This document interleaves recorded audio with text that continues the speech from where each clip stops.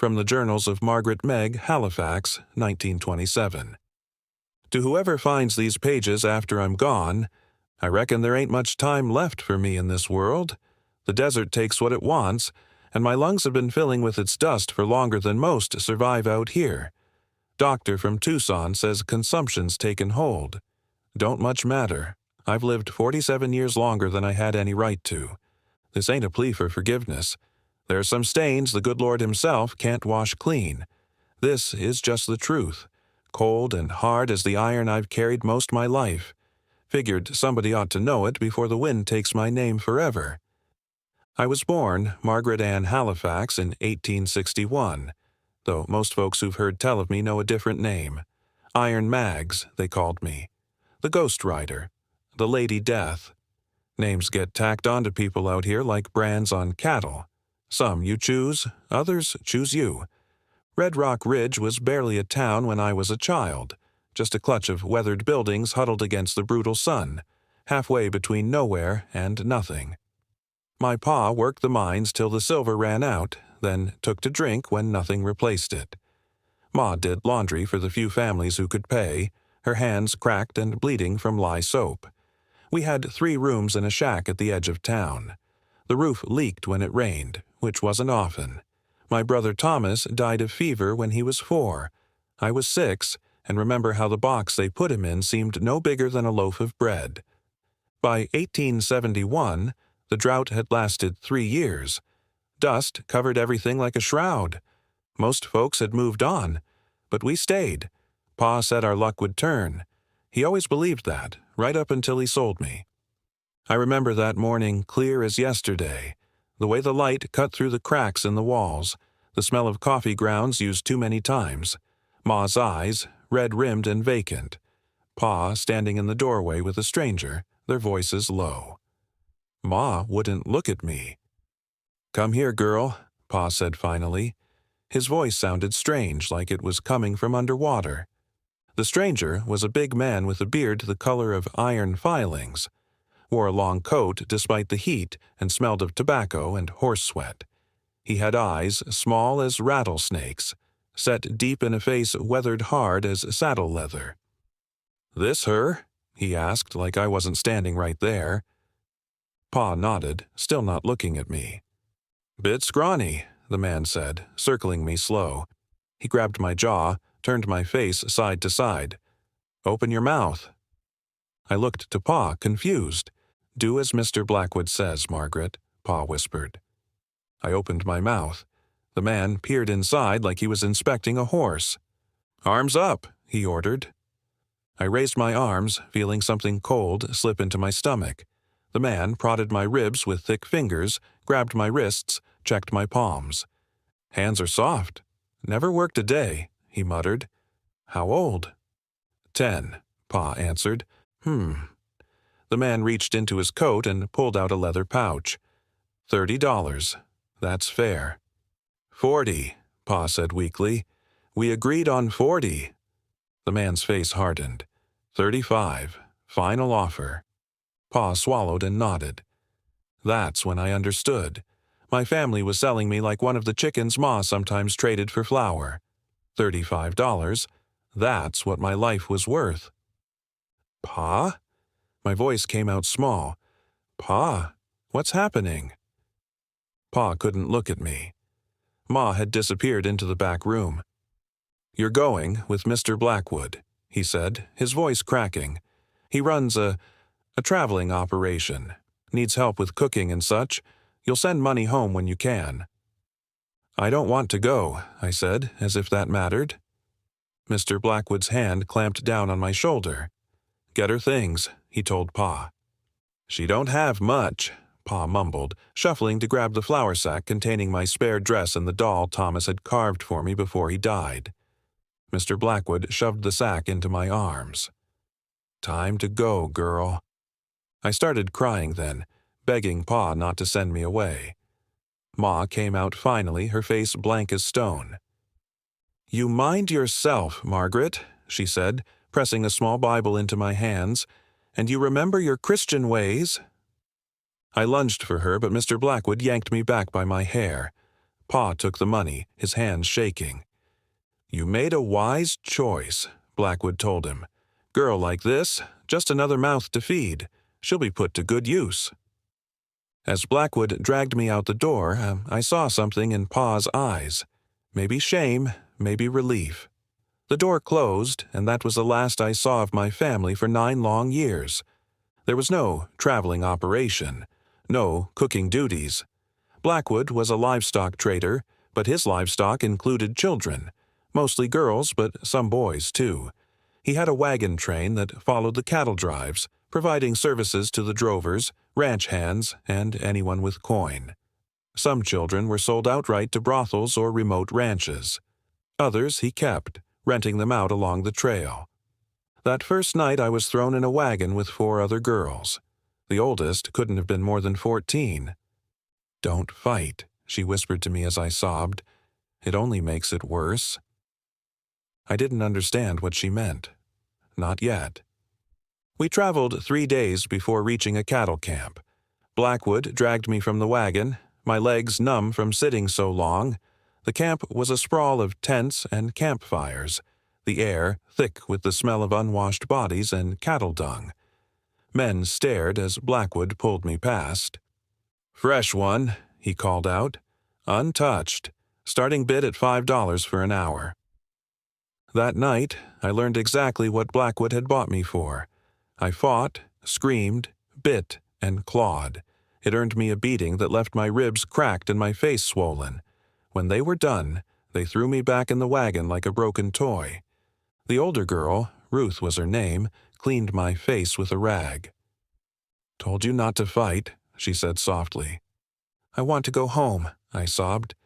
"Ain't no home no more," she said. "Not for the likes of us." The next 2 years blur together in my memory. Days of endless travel, nights of terror, camps, towns, ranches, mining settlements, faces of men I've tried to forget. Some were cruel, others indifferent. A few showed flashes of guilt or pity, but never enough to help.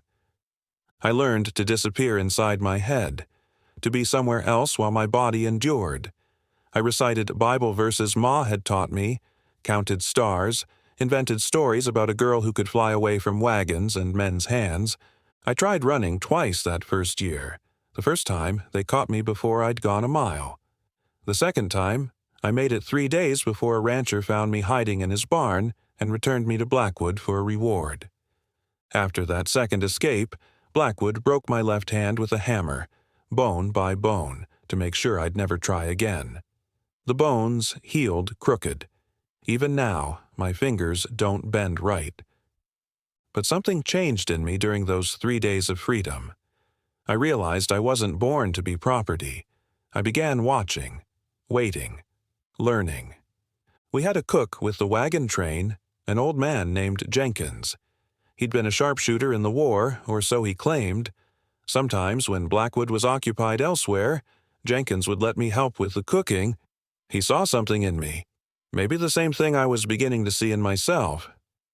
"You got steel in you, girl," he told me once while teaching me to skin a rabbit. "Most would have broke by now." It was Jenkins who taught me to shoot. Not directly, Blackwood would have killed him, but in whispered lessons while we collected firewood or prepared meals. He'd say, "Hold it firm, but not tight," positioning my hands on an imaginary pistol. "Breathe out as you squeeze. Don't pull." At night, I'd practice the motions with a wooden spoon, imagining the weight of a revolver, the tension of a trigger. When I was 12, Jenkins slipped me a small knife. "Keep it hid," he whispered. "Use it if you must, but be smart. Wait for the right time." I kept that knife strapped to my thigh for nearly 2 years, waiting for that right time. It came during a thunderstorm in Kansas Territory. The wagons had circled for the night, and the rain came down like judgment. Lightning cracked the sky open. The men were huddled under canvas, passing bottles of whiskey. Blackwood came for me, drunk and mean. As he fumbled with his belt, I slid the knife from its hiding place and buried it in his thigh. He howled like a wounded animal. I ran, barefoot, into the storm. The darkness and rain were my allies that night. I ran until my lungs burned, following a creek that would hide my tracks. By dawn, I'd put miles between us. I took shelter in a hollow tree, shivering, waiting for the baying of hounds that never came. Maybe they figured the storm would kill me. Maybe they didn't care enough to look. 3 days I walked, eating berries and roots Jenkins had taught me were safe. On the 4th day, I came upon a small ranch. Taking a chance, I approached the house. An old woman answered my knock, took one look at me, filthy, half-starved, wild-eyed, and ushered me inside without a word. Her name was Mrs. Abernathy, and she lived alone since her husband died. She asked no questions about where I'd come from or what had happened to me, just fed me, clothed me, and put me to work tending chickens and helping with chores. I stayed there 6 months. Mrs. Abernathy taught me to read properly, to cipher, to sew. For the first time since leaving Red Rock Ridge, I slept without fear. But I knew Blackwood was out there. Men like him didn't forget, didn't forgive. One day, a cattle buyer came through, and the way he looked at me sent ice down my spine. He'd seen me before, with the wagon train. I left that night, taking only what I needed: a change of clothes, some food, and a small revolver I'd found in Mrs. Abernathy's bureau. I left a note thanking her, apologizing for the theft, promising to repay her someday. I never did get the chance. For the next 5 years, I drifted. Worked where I could, kitchens, laundries, farms. I cut my hair short, bound my chest flat, wore men's clothes, called myself Mark. A boy could travel alone without drawing attention. A girl couldn't. I practiced with that stolen revolver until my aim was true. Saved every penny I could. Listened to stories about Blackwood's wagon train, tracking its movements through whispers and rumors. By 17, I'd become someone else entirely. No longer the frightened child sold for $35. I'd grown tall and lean, all angles and hard edges. My hands were calloused, my skin burnished by sun and wind. I could outshoot most men, outride many, and had learned to watch faces, read intentions. But I hadn't forgotten. Every night before sleeping, I'd recite the names of those who'd bought and sold me. Blackwood, the men who worked for him, the sheriff in Red Rock Ridge who looked the other way, the priest who blessed the wagon train in exchange for Blackwood's tithe, my father. I kept a ledger, adding names as I remembered them. Some nights, new faces would emerge from the fog of memory, and I'd carefully record them, along with whatever details I could recall. Physical marks, the sound of their voices, what they'd done. This ledger became my Bible, my purpose. In the spring of 1880, I turned 19 and decided it was time. I'd been tracking Blackwood's operation for months.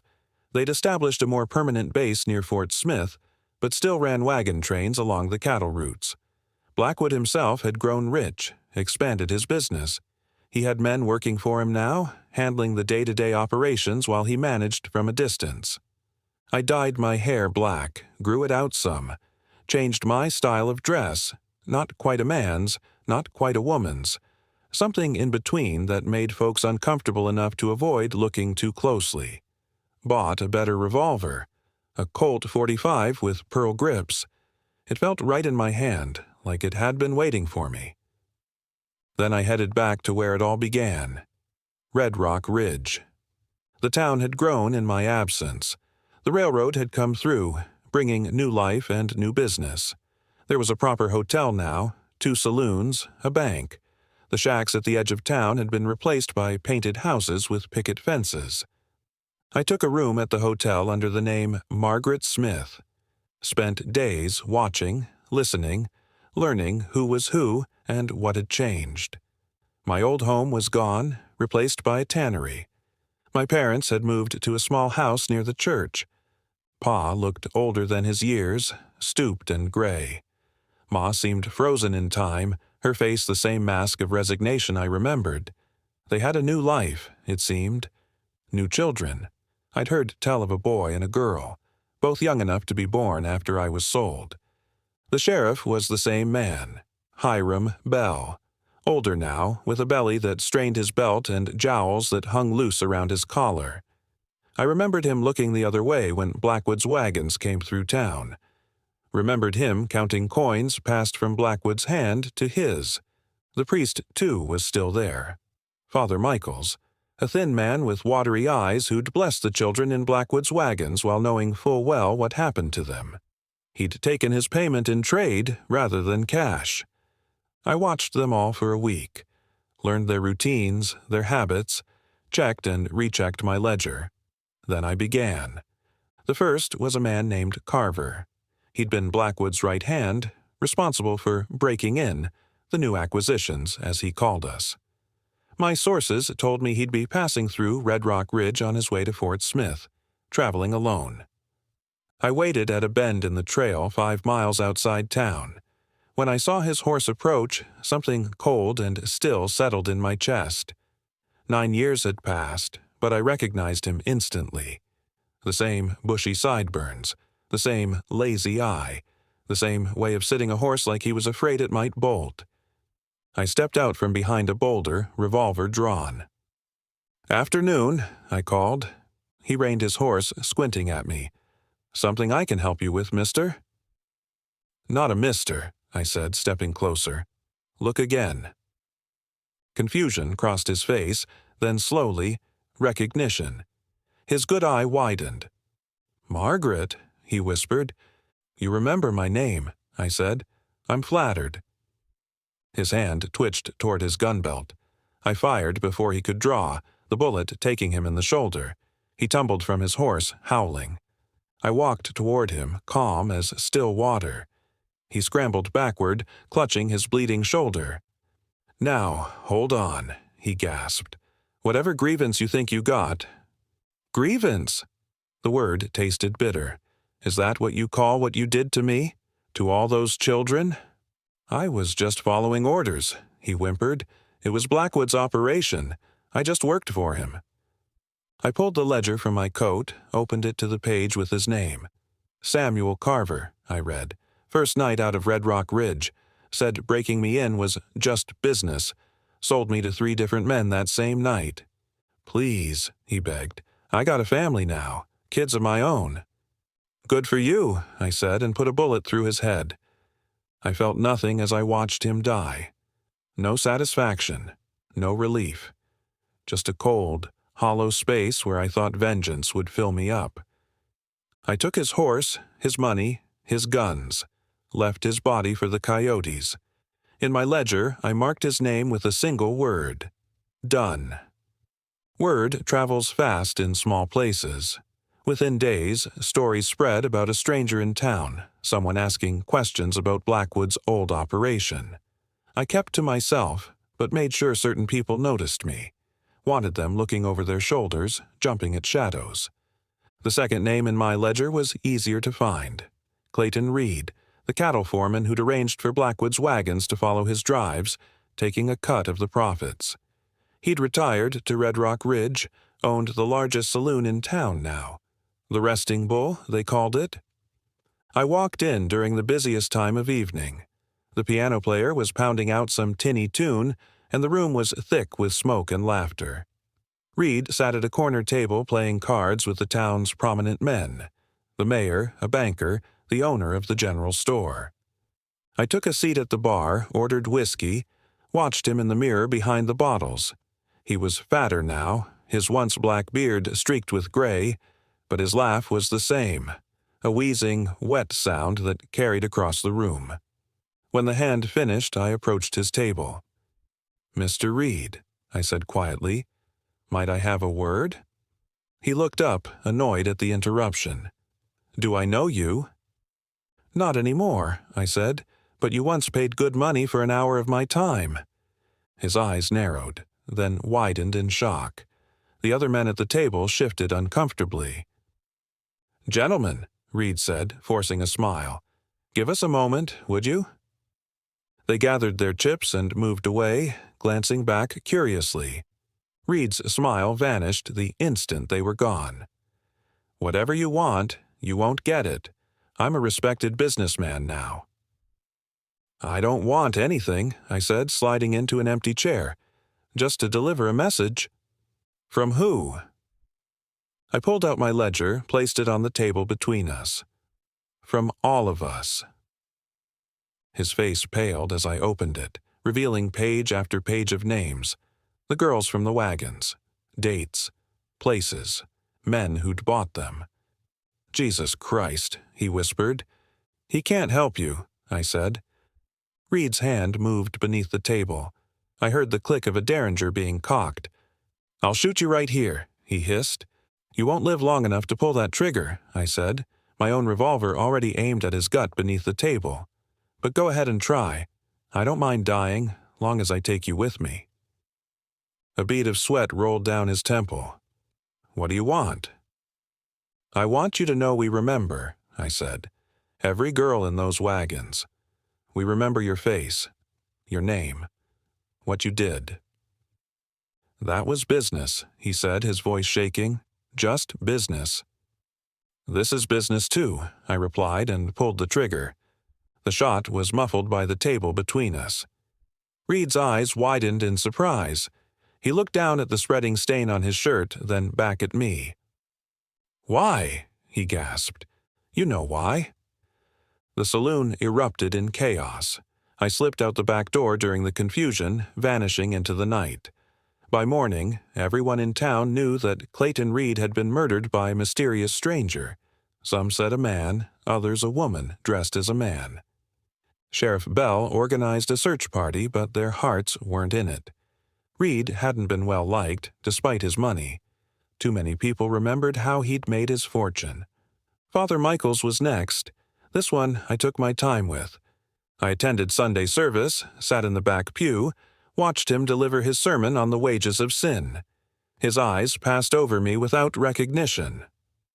After the congregation filed out, I remained, head bowed as if in prayer. He approached eventually, as I knew he would. "Is there something troubling you, my child?" he asked. His voice was the same, soft, with a tremor that might be age or might be something else. "I'm seeking absolution, Father," I said without looking up. "The Lord forgives all who truly repent," he said automatically. I raised my head then. "Does he? Even men who violate children while wearing his collar?" The blood drained from his face. I don't know what you're—" "You know exactly what I mean," I said, standing. "You blessed Blackwood's wagons, took your payment in the most unholy of ways." He stumbled backward. "Margaret? Little Margaret Halifax?" "Not so little anymore," I said. He turned to run. I caught him by his collar, slammed him against the altar rail. The old wood cracked under the impact. "Please," he wheezed. "I've repented. I've spent years atoning." "Not enough years," I said. "Not nearly enough." I didn't shoot him. Bullets were too quick, too clean for what he'd done. Instead, I used the knife, the same one Jenkins had given me years ago. I worked slowly, methodically, unmoved by his pleas or screams. When I finished, I arranged him before the altar, hands folded in prayer. In his bloody fingers I placed a page torn from my ledger, the one bearing his name and deeds. Let the Lord judge him now.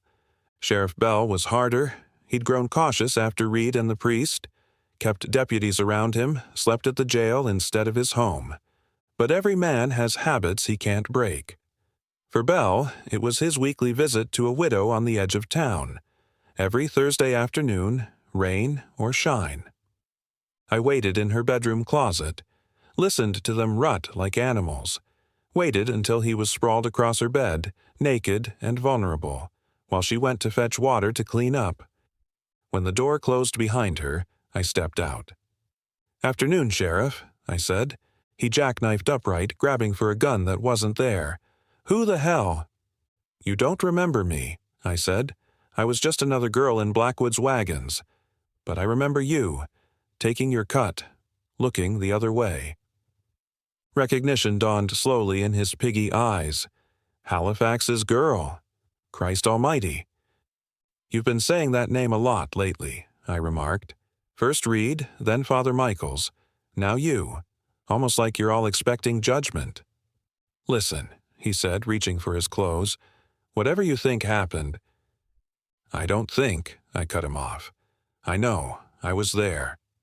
You were a child, he said. Children misremember things. Do they? I pulled out my ledger. Do they misremember men like you, taking money to ignore children being sold? Taking your own turn with the merchandise when Blackwood offered it as a bonus? His face twisted with rage. You murdering bitch! You think anyone will believe you over me? I'm the law in this town. I don't care what anyone believes, I said. I know the truth. So did Reed. So did Father Michaels. He lunged for me then, naked and desperate. I sidestepped, tripped him.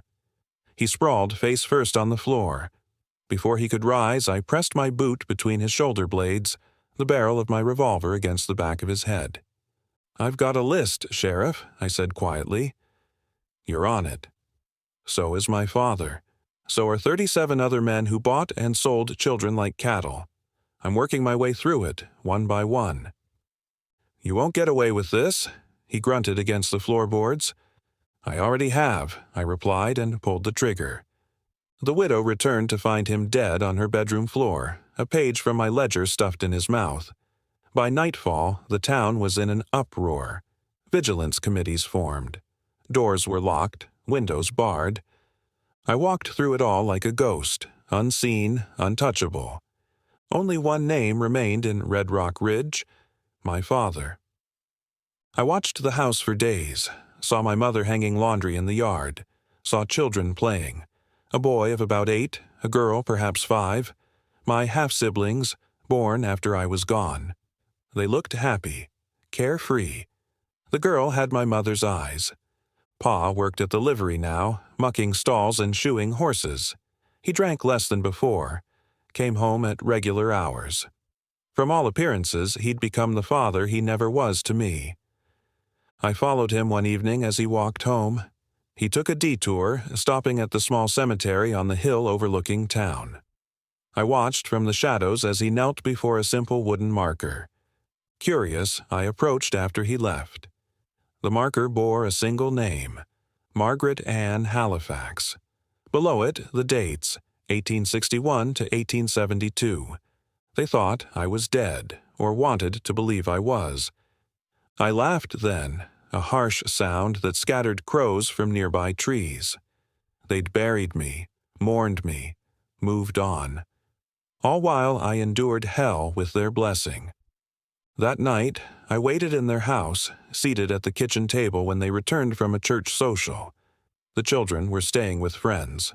Small mercies. Ma screamed when she saw me, a hand flying to her mouth. Pa went rigid, his face draining of color. "Hello, Pa," I said. "Ma, been a long time." "Margaret," Ma whispered like she was seeing a ghost. "Is it really you?" "What's left of me," I said. Pa couldn't speak, couldn't move. He stared at me like I'd risen from the grave, which, in a way, I had. "You're alive," Ma said, tears streaming down her face. "Oh, thank the Lord, you're alive." She moved to embrace me. I stood, drawing my revolver. She froze. "Don't," I said. "Don't pretend you didn't know what would happen to me." "We didn't," she protested. "Mr. Blackwood said—" "Blackwood was a slaver," I cut her off. "He bought and sold children. Everyone knew what he was." "We were desperate," Pa finally spoke, his voice barely a whisper. "The drought. We were starving." "So you sold me," I said flatly. "Your own daughter." "We thought you'd be fed," Ma said. "Have a roof, work as a maid or cook." "Is that what you told yourselves?" I asked. "Did it help you sleep at night?" "We looked for you," Pa said. "A year later, when things got better. Tracked Blackwood's route. They told us you died of fever." "Convenient," I said. "Makes it easier to replace me." Ma flinched like I'd struck her. "The other children, they came later. We never forgot you, Margaret. Never." I pulled out my ledger, opened it to the last page. My father's name, written in careful script. "I've been hunting them down," I said. "Everyone who profited from selling children. Reed, Father Michaels, Sheriff Bell." Pa's eyes widened in horror. "The murders. That was you." "Justice," I corrected. "Not murder." "Margaret, please," Ma begged. "Whatever you've done, whatever's happened to you, we can help. We can be a family again." I laughed bitterly.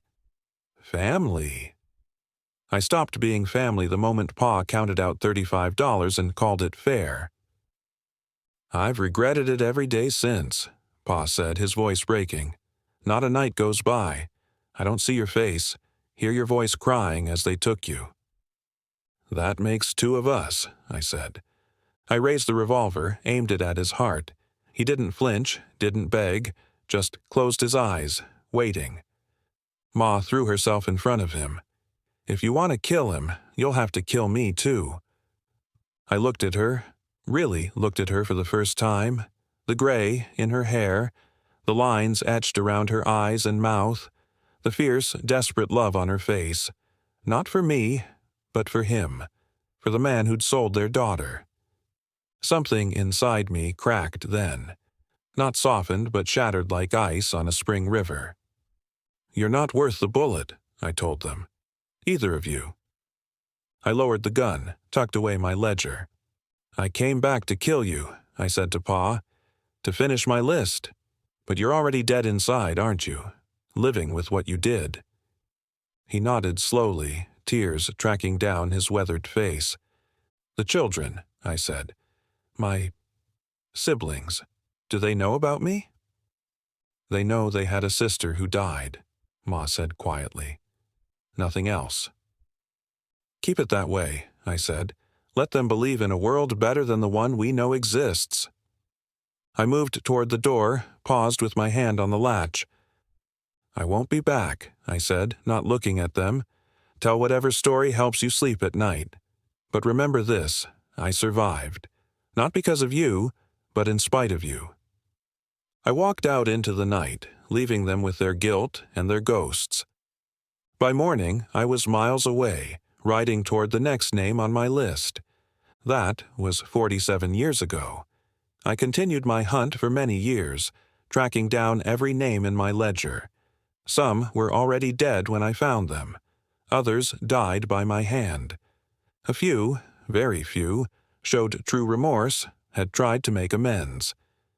Those I left with their guilt and my forgiveness, which I suspect was the heavier burden. Eventually, the list was complete. Every name crossed out, every debt paid. I didn't know what to do with myself after. Vengeance had been my purpose for so long, I'd forgotten how to live without it. I drifted west, worked as a bounty hunter for a time. The name Iron Mags became known in certain circles, a ghost who never failed to bring in her quarry, dead or alive. In my 30s, I found this cabin in the Arizona desert, bought it with blood money, made it mine. It's not much, but it's the only home I've chosen for myself. I never married, never had children. There are wounds that don't heal enough for that. But I wasn't always alone.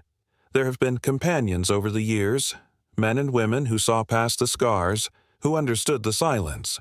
None stayed long. I wasn't built for keeping people. I did find Ruth once, the girl from the wagon who told me not to fight. She'd escaped too, made a life for herself in San Francisco. Had a husband, children, a dress shop. When she saw me, she knew me instantly, though 20 years had passed. "You survived," she said, touching my face like she couldn't believe I was real. "So did you," I replied. We didn't speak of the wagons or what came after. Some hells don't need revisiting, but she held my hands, even the broken one, and for a moment I felt something like peace. Now I'm an old woman, older than I ever expected to be. My hands are gnarled, my hair white as desert bone.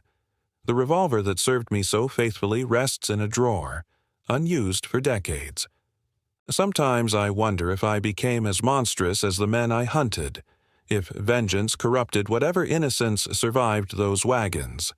I killed without mercy, without hesitation, took lives to balance the scales of what was taken from me? Was it justice, or just more bloodshed in a land already soaked with it? I don't know. Maybe there is no answer. Maybe the question itself is all we get. What I do know is this. Every child I found in my hunt, and I found many, sold like I was, I helped, set them free, gave them what money I could, pointed them toward safety. Some I tracked for years afterward, making sure they survived, thrived, sent anonymous gifts when times were hard. It wasn't redemption. I don't believe in that. But it was something. A counterweight to the blood. The desert is turning gold with evening light. My last sunset, perhaps. The pain in my chest grows sharper. The doctor's prognosis was clear.